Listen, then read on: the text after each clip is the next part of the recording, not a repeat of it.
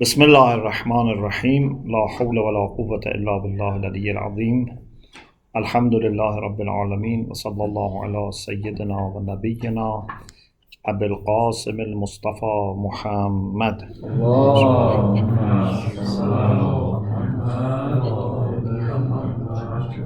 وآله الطيبين الطاهرين لا سيما بقية الله في الأرضين أجل الله تعالى فرجه الشريف اللهم أخرجني من ظلمات الوهم وأكرمني بنور الفهم اللهم افتح علينا أبواب رحمتك وانشر علينا خزائن علومك برحمتك يا أرحم الراحمين. Alhamdulillah, we have tawfiq to continue our study of Ma'arif al-Qur'an by late Ayat Misbah, and I'm happy that we can today meet in person. I hope you are happy too.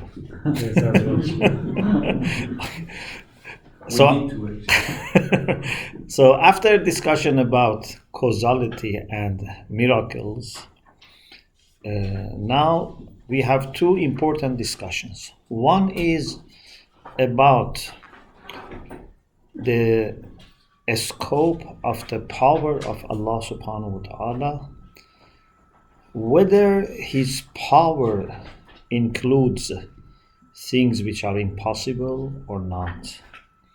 And the second, whether his power includes things which are immoral, which are qabih, which are morally bad. So we have two discussions. So first, the issue of power and things which are impossible. Before we talk about impossible things, Ayat Misbah mentions some verses of the Qur'an that emphasize on inclusiveness of his power. His power embraces everything. For example, in Surah Baqarah, verse 20, 106, 109, 148, 259, we have Inna Allah ala kulli shay'in qadir. Shay' is very general, very broad, yeah, even more general than mawjood, yeah. So it says, or for example, in Surah Al-Imran verse 40 and Surah Ibrahim verse 27, Allah says, Yaf'alullahu ma yasha. Allah does whatever He wants, whatever He wills. So His Mashiach is general. Does it include also impossible things or not? We talk about it. But first, let us see how the Quran emphasizes on inclusiveness. Surah Hajj verse 18 ends with this, somewhere towards the end of the ayah, Inna Allah yaf'alu ma yasha. Or Surah Baqarah 253, Surah Hud 107, Surah Buruj 16, yaf'alu ma yurid. Or Surah Hajj verse 14, again, Inna Allah yaf'alu ma yurid. So his power is very inclusive. His Mashiach is inclusive. And also we have some specific verses. For example, about rizq, about other things. But before mentioning those things, Ayatollah Misbah chooses one verse which is again somehow general, about fadl. قُلْ إِنَّ الْفَضْلَ بِيَدِ اللَّهِ يُؤْتِيهِ مَنْ يَشَاءُ. So this shows that his will is inclusive, and if he decides, he gives. Nur 46 talks about hidayah. Yahdi man yasha. Surah Baqarah 284. وَيُعَذِّبُ مَن يَشَاءُ.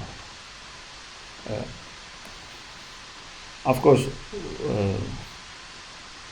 we always, say this, that man yasha is not arbitrary. It's not that, someone maybe sometimes says, why you did this? He says, I do what I want.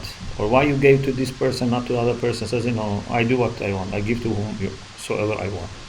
No, man yasha certainly has basis. But what we want to say is that his Mashiach is inclusive. Allahu yabsutu rizqa liman yasha'u wa yaqdir. Surah Ra'd verse 26. Or Surah Al Imran 26, tu'til mulka man tasha. So there are many things that in the Quran they are introduced as depending on his Mashiach. Also for maintenance and managing this world, for example, Surah Nisa 133, En yasha yudhibkum ayyuhan nas wa ya'ti bi akharin. And then about Hidayah, law sha Allah la jama'ahum ala al-huda. About legislative rulings, إن الله يحكم ما يريد. So all these verses show that Allah subhanahu wa ta'ala's power and Allah's will have no limits. Whatever He wants to do, whatever He wants to happen, it will happen. But then a question arises, can Allah, for example, make something which is bigger than himself, for example, or larger than himself? Or can Allah subhanahu wa ta'ala make 2 plus 2 5, for example? So some people ask this question.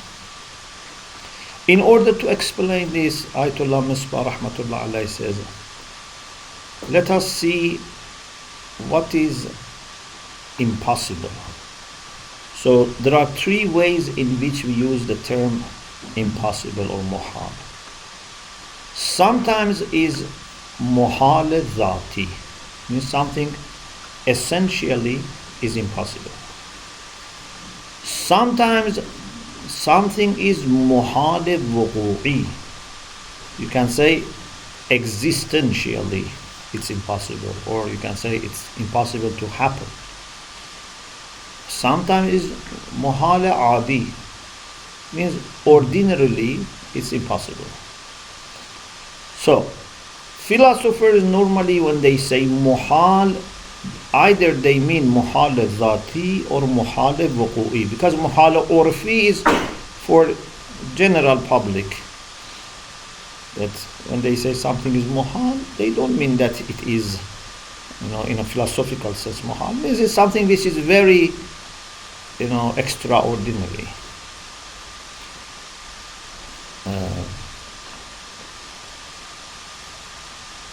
Let us study each of these 3 in relation with power of Allah and Mashiach of Allah one by one. Muhal al-dhati means something that in its very essence there is contradiction. It is self-contradictory. If something is self-contradictory, then it has internal problem. It cannot happen.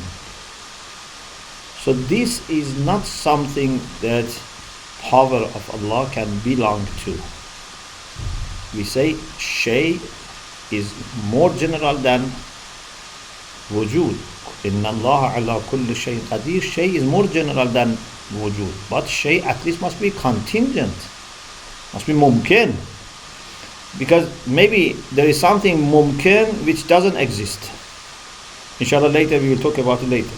That, for example, power belongs to both doing and not doing. Yeah, Allah has power of creating this or power of not creating.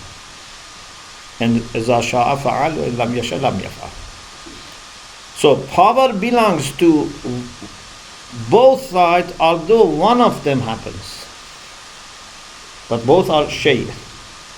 Yeah. So if something is mumkin, power belongs to it. But if something is muhal dhati, it's nothing.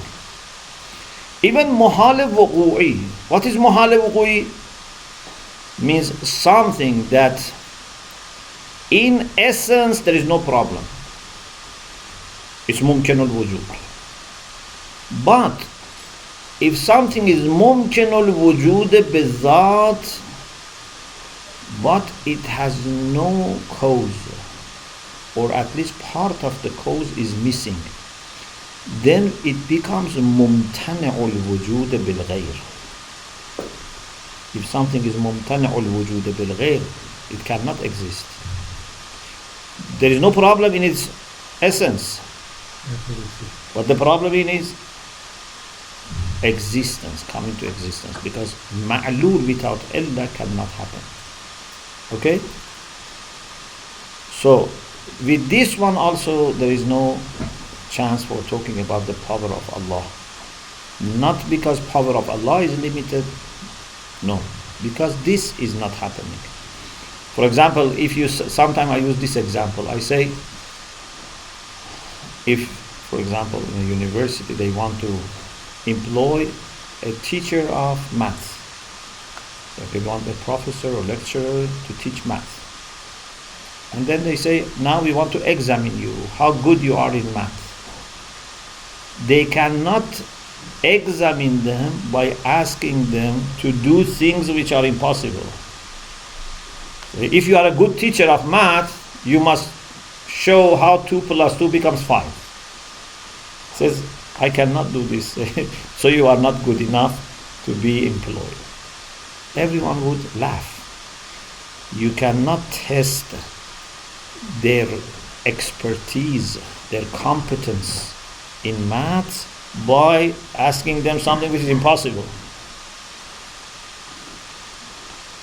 So with respect to muhal al-dhati, it's obvious. Muhal al-wuqui also goes back to become again, from philosophical point of view, impossible, because it is mumtani' bil-ghayr. Okay? But muhal al-wuqui, urfi, muhal in the sense that the lay people use, the general public, that's not a problem, because it means that ordinarily, usually, this happens if something is there, but that thing is, for example, missing. For example, normally, if we want to have a dragon, this dragon would not come from a stick, from a wooden stick. Normally, you have never seen in your life a dragon or any animal coming from a wooden stick. But is this impossible? No. It's muhala urfi, but it's possible. We don't have any reason to think that it's impossible.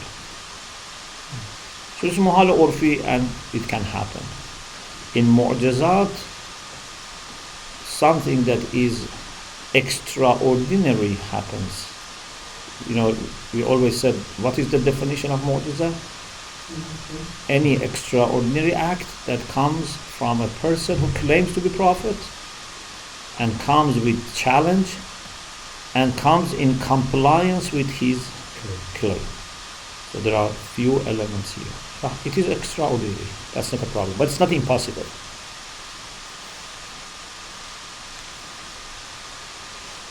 But the second question, which Ayat Misbah says, it is more complicated, is whether Allah can do something immoral, something qabih. You know, husn and qub have different meanings. Husn and qub sometimes mean kamal and naqs, perfection, imperfection. In this sense, there is no dispute that they are rational. Husn and qub in the sense of being pleasant or unpleasant, mula'im lit-tab' or munafir, again there is no discussion. What is controversial between Ash'arites, Mu'tazilites, Shiites is husn and qub in the sense of what is praiseworthy or what is blameworthy. Yeah? Ma yastatbi'ul math aw dhann. So what is praiseworthy is hasan. What is blameworthy is qabih. Or you can say what is morally right or morally wrong. So, does Allah's power belong to what is qabih, what is immoral, or what is morally wrong, or not? This is more difficult question. According to the Ash'arites, this question is not relevant. Why? Because whatever Allah does or commands by definition is good. Whatever He does is good. If whatever He does is good, then how do you say He does qabih? It's impossible. It's like, for example, if someone shoots an arrow and then after the arrow hits the wall, then we say, we draw a circle and say this is the center of this, and this was the target. So if you define the target after hitting, it always hits the target. Yeah. So for Ash'arites it's like this. Whatever Allah does is hasan. Al-hasanu ma hasanahu shari or ma fa'alahu shari. They can be different things, Whatever He commands, whatever He does. And qabih is whatever He says not to do, or whatever He doesn't do Himself. Therefore, whatever He does is automatically hasan. So, for Ash'ari, this is not an issue. They have solved the problem by definition. Vicious circle. Pardon? They say it is vicious circle, comes to vicious circle. Yes, it means that it's a tautology. Whatever He does is good. So, then, because good is whatever He does. But for the people of justice, Ahlul Adliyah, which include Shia and Mu'tazilites, they say Allah subhanahu wa ta'ala has certain criteria or standards to observe. Sometimes people may say it in the way which is not very accurate. For example, they may say Allah doesn't do anything which is against aql. And aql says that this is good because husn qubba aqli, zati and aqli. So if aql says something is blameworthy, Allah would not do it. If aql says something is praiseworthy, Allah would not do it. And if you say, but why Allah should follow human aql? They say no, He doesn't follow human aql. He is Himself creator aql. He has like His own aql, for example, or He's the best and perfect aql. Ayat Misbah says this is not a very accurate way of talking about this, because first of all, Allah doesn't have any parts so that we can say maybe in His heart He wants to do something, but His aql comes and intervenes or stops. Plus, aql is not responsible for saying you should do this or you should not do. Aql is just for understanding what is good, what is bad. Aql is just a way to identify, to understand. But aql is not to prescribe or suggest. So he says maybe we can put it in a more accurate way and use more philosophical approach. And we can say also, in the case of Allah, another reason that aql is not used, because aql is normally used for ilm husuli. Aql is used for conceptual knowledge, through mafahim, concepts. Allah doesn't have ilm husuli. He doesn't have concepts. And therefore in the Qur'an or Hadith, you don't find that Allah is described as aqil. He's described as alim, as hakim, but not as aqil in the Quran or Hadith. So we don't use this approach, but what we can say is that Allah has power and Allah has wisdom. power of Allah belongs to qaba'ih as well, to immoral things as well. Is it clear? Power. Why? Because power means كون الفاعل بحيث إذا شاء فعل وإذا لم يشاء لم يفعل. Fa'il always belongs to two sides, not only one side. You do one, but power should be for both doing and not doing. If you can only do, means you don't have power.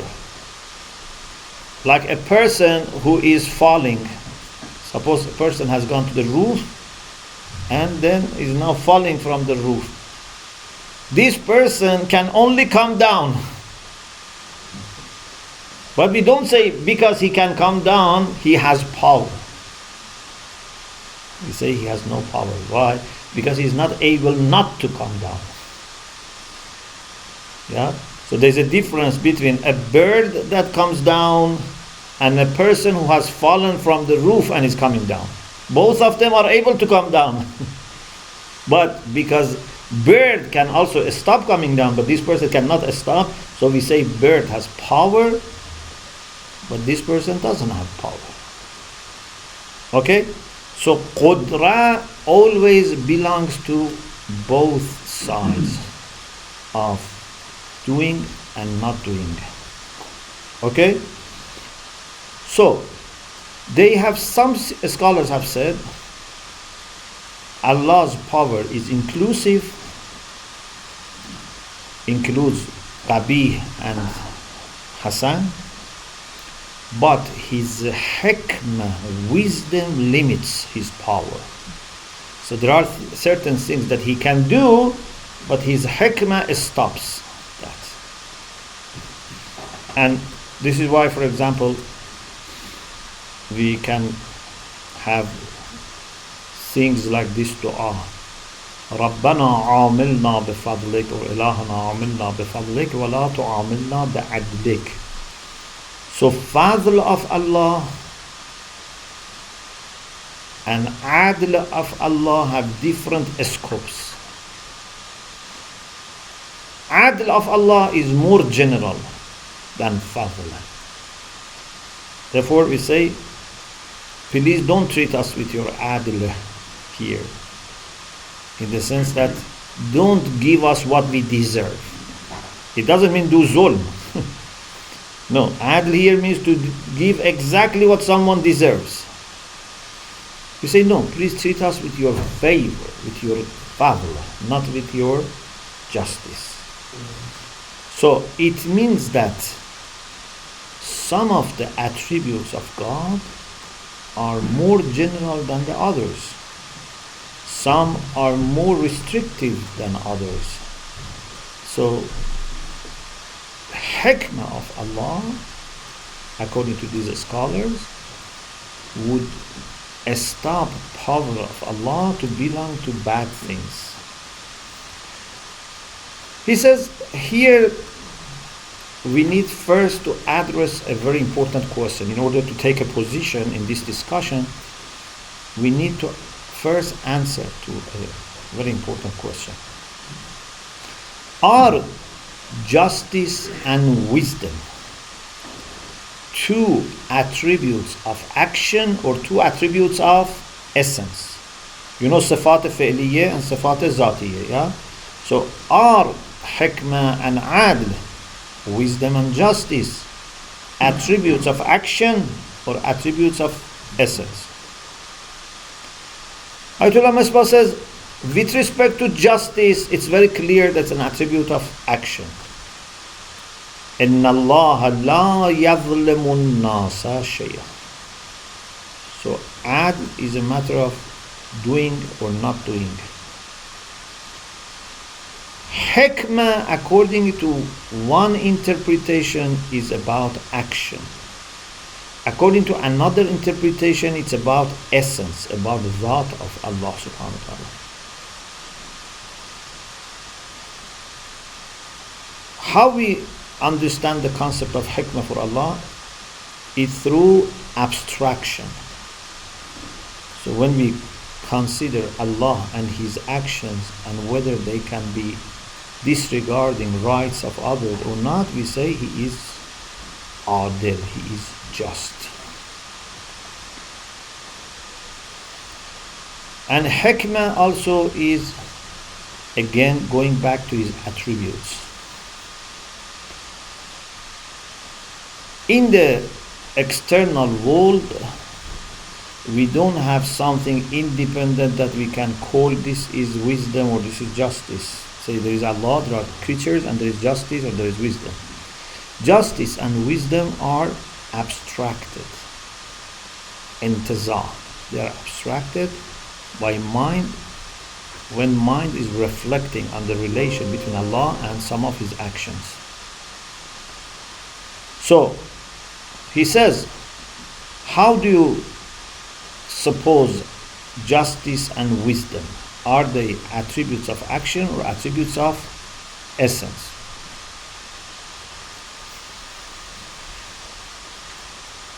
If we say they are attributes of action, means they are abstracted from the relation between Allah and some of his actions.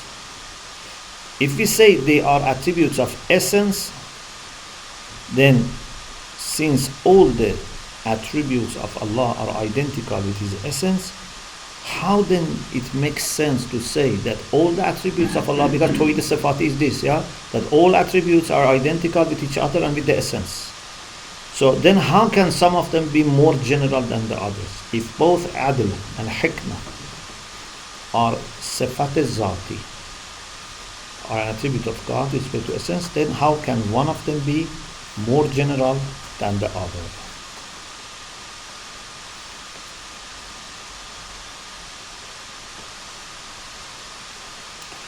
Ayat Misbah says the only thing that we can say, or so far we can say, maybe some other scholars come up with other things as well, but the best thing that we can say is that Allah's essence is the same. Attributes of Allah are the same as each other existentially, and the same as essence existentially. But it doesn't mean that they have to be the same even in concepts.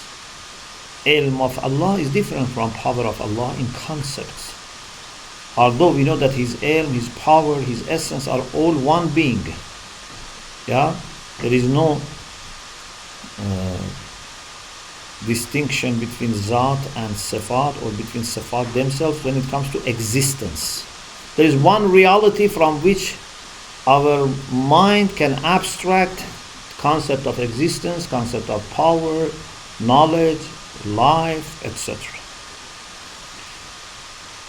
So here there is no issue, but it doesn't mean that these concepts also have to be the same or have to have the same scope. Aql can say that power is different from hikmah.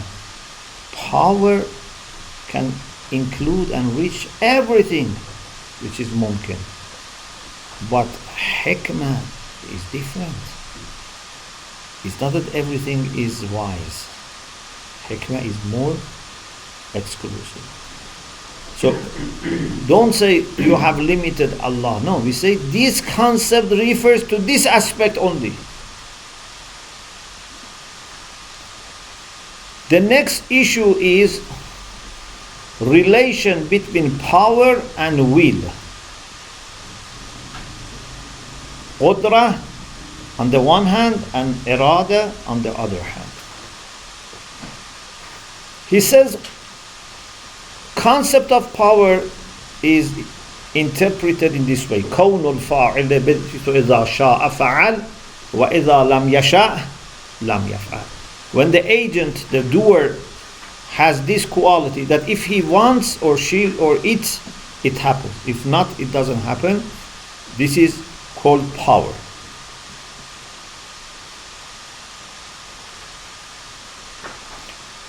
So مقدور بودن to be doable or to be something that power belongs to doesn't mean that it is mawjood, it's going to happen.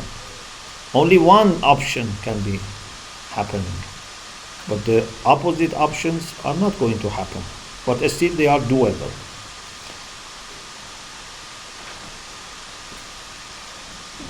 With respect to irada, is different. Irada belongs to both sides or one side? One side. So for example, Allah can create this person and also can decide not to create. Power belongs to both. But irada either belongs to creation or belongs to not creating. Irada cannot belong to both. Irada has to be decisive and specific.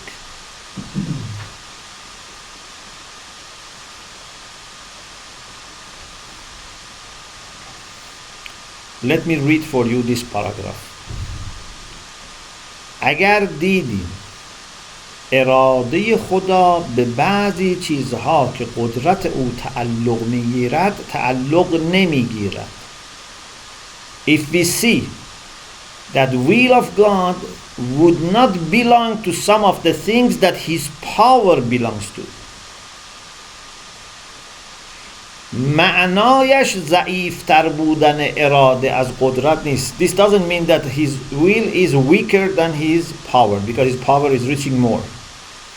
No. For example, power of Allah belongs to Qabi and Hasan, but his irada belongs only to Hasan. What is more right? What about Mashiach? Mashiach, what is the difference between Mashiach and Irada? Who can explain? What is the difference between Mashiach and Irada?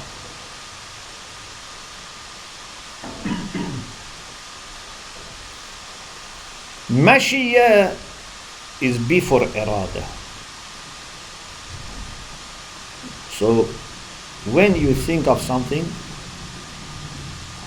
you keep thinking of its benefits, its harms, etc.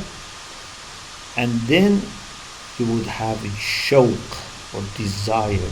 If you think that this is good, you have a desire for doing it, and this desire can become intense.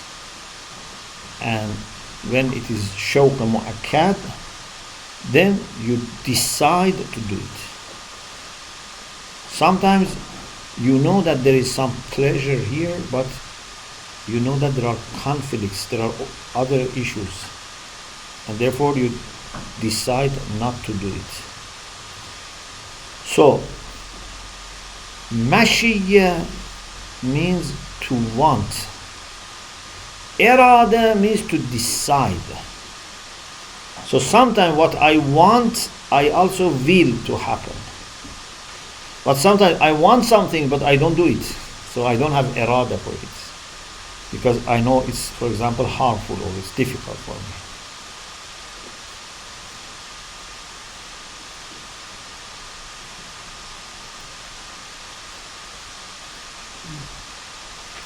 Ayat Misbah then talks about the concept of irada. It says there is a discussion whether irada is an action for the soul or it is a quality for soul. Yeah? Is it kayfiyat nafsaniyeh or is it fail for nafs? He says, we don't discuss this right now. This is something to be left for the books on philosophy and kalam. But what is important is that irada is not arbitrary. Irada is not something that happens in vacuum. Dar khala. No.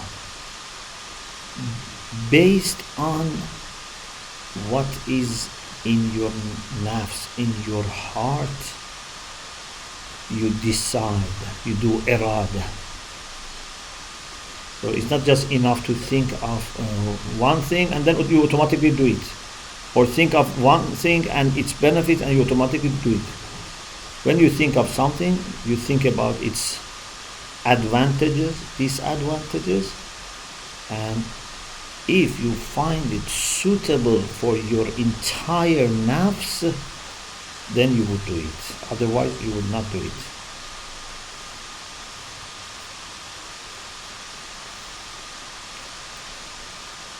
So, with respect to divine will, this is not kayfiyat nafsani, certainly, because God is not Johar.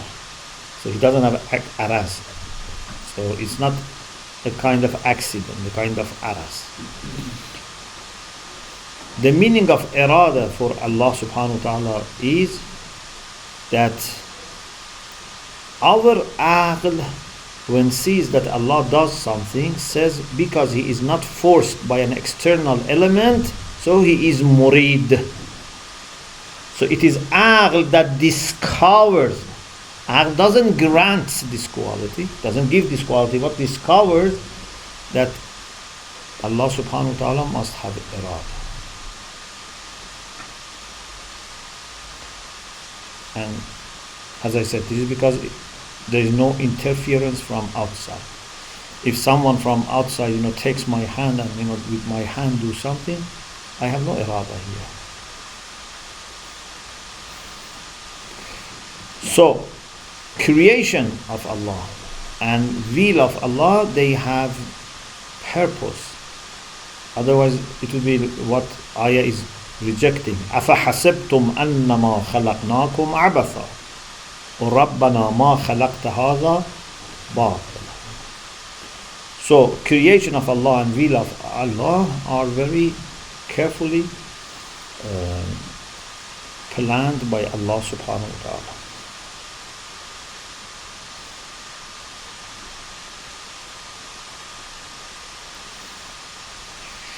Then he talks about to what irada and mashiyah can belong in the case of Allah subhanahu wa ta'ala.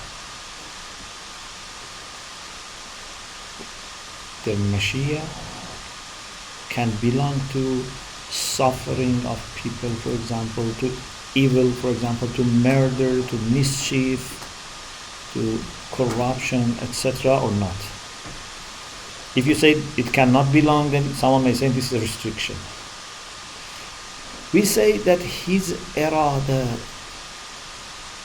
is suitable with his own essence. Because irada is not coming out of, blue. It's coming and originating from the substance. ز کوزه برون تراود آنچه در اوست. For us, قل كل يعمل على شاكلته. The same with واجب الوجود. واجب الوجود would not will something that would conflict with his essence, with his substance, with وجوب وجود. Okay? So, if he has mashiyah, his mashiyah is always for good things. And then those good things are murad. He first sha'a and then arad. Okay? He says, چون وجود خدا کمال محض است اراده او به کمال تعلق میگیرد. Because his existence is absolutely perfect, then it's impossible for someone who is perfect, someone who is kind, someone who is merciful, to will something which is in conflict with this. A very generous person would never make irada of miserliness.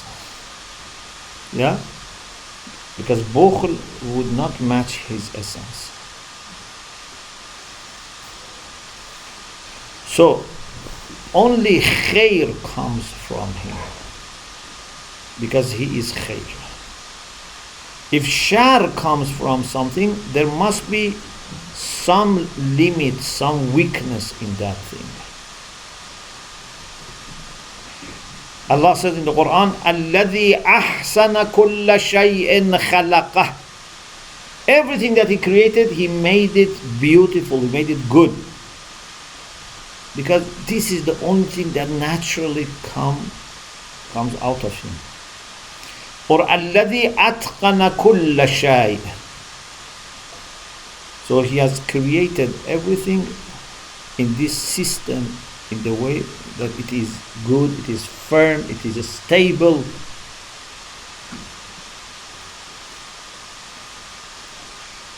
So what does it then mean based on this explanation that his irada doesn't belong to qabih? What does it mean? It means that qabih has nothing to do with him. There must be sankhiyya between illa and ma'lul, between fa'il and fi'l. Qabih has nothing to do with Allah. Qabih can never happen from him.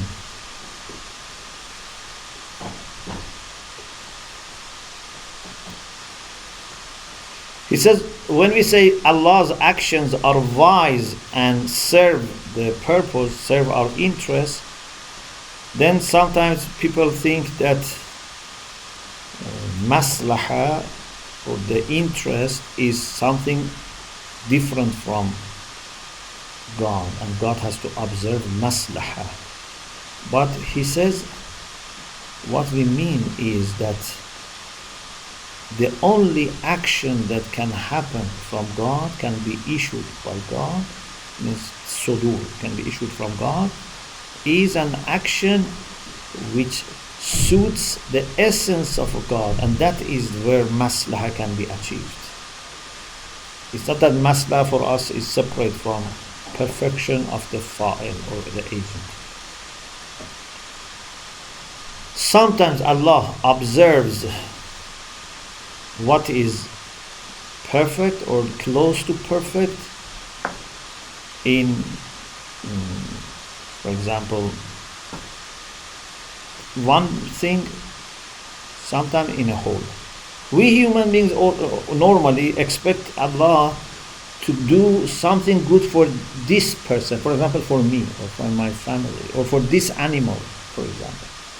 But he considers all the world, and he tries to make sure that the best of maslaha overall is maintained. For example, if you look at a goat or sheep and you say, for this sheep or goat, it's better not to be eaten, not to be killed and slaughtered and then be eaten.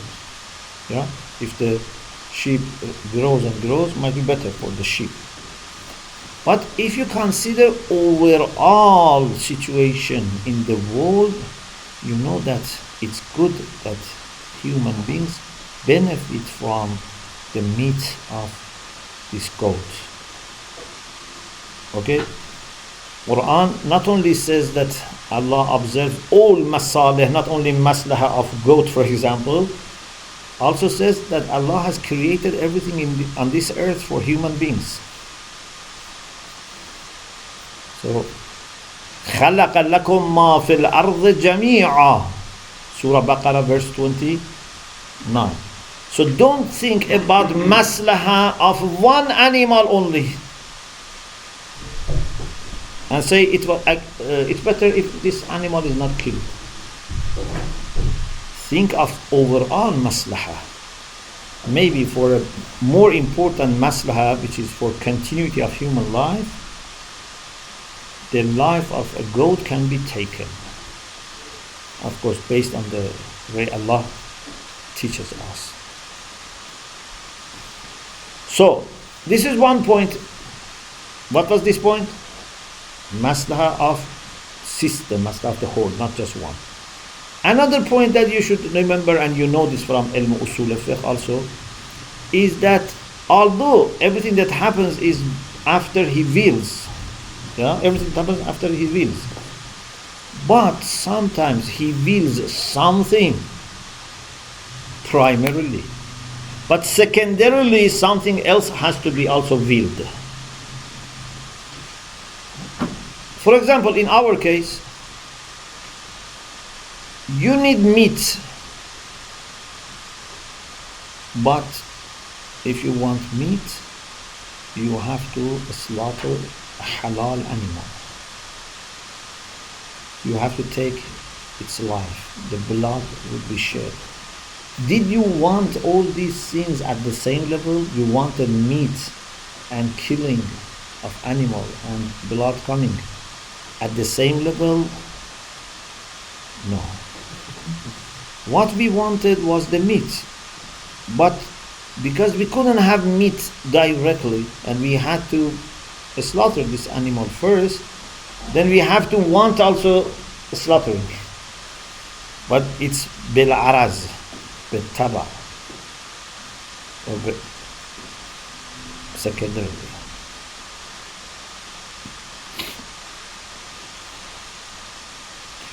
Alhamdulillah, we finished this discussion. Inshallah, in the next session, we will talk about the fact that Allah is not questioned. In Surah Anbiya, verse 23, Allah says, "La yus'alu amma yaf'al wa hum yus'alun." He is not questioned about what he does, but they are themselves questioned.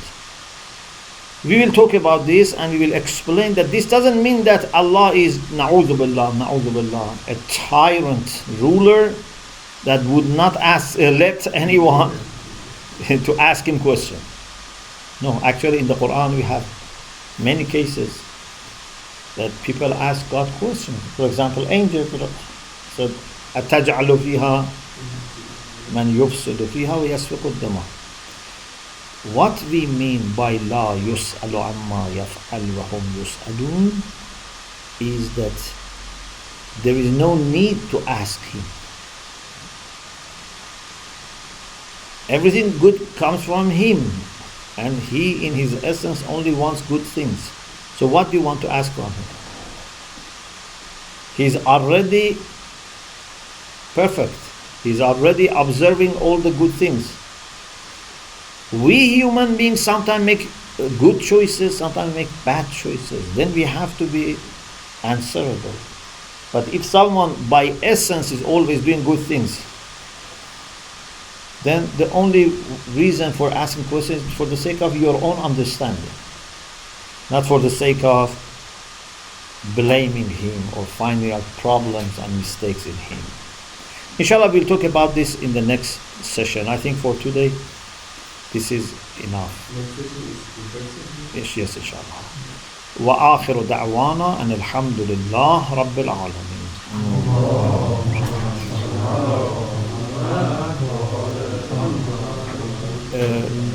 Do we have any question here or online?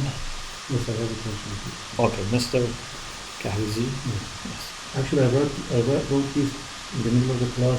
You said power must belong to both sides, doing and not doing. Powerless. Yes. The question is that I wrote this contingent beings due to their essence are equal, who exist or not exist. متساوية Yes. بالنسبة للوجود When والعدم. necessity brings them to the realm of existence, for this part we need a cause.